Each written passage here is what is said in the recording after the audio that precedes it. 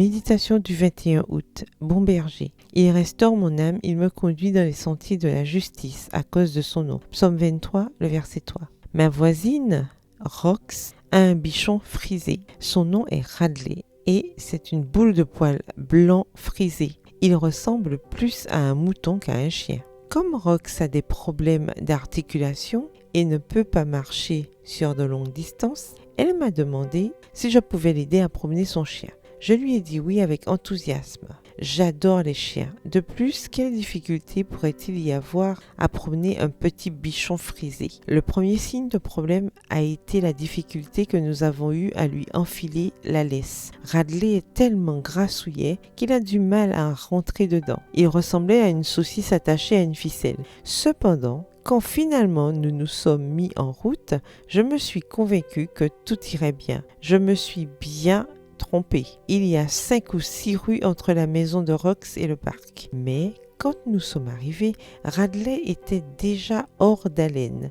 Après avoir marché quelques minutes dans le parc, il s'est assis et m'a regardé d'un air qui disait « Je ne bouge plus d'ici ». La marche aurait dû nous prendre 30 à 40 minutes, mais elle nous a pris 1h30 parce que Radley refusait d'avancer. Je l'ai encouragé comme si j'étais son coach sportif. Allez Radley, tu peux le faire. Les gens nous regardaient avec un sourire incrédule, mais avec indulgence sans dire un mot. À la fin de la promenade, j'avais plus l'impression de traîner un tonneau par terre que de promener un chien. Compatissante, j'ai essayé de le prendre dans mes bras, mais Radley est un chien indépendant et il ne m'a pas laissé faire. Finalement, nous sommes arrivés chez Rox. Radley, épuisé par la marche, et moi, épuisé de ne pas avoir pu l'aider.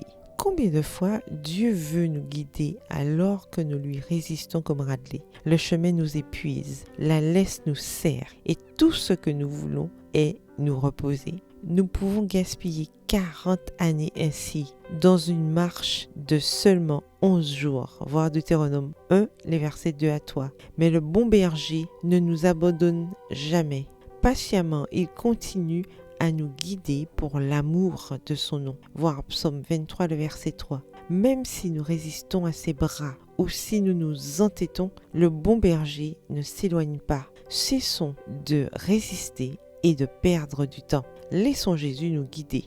Prière, Seigneur, je confesse que souvent je me comporte comme Radley. Je refuse que tu me guides et j'essaie de faire les choses à ma manière, en perdant du temps et de l'énergie.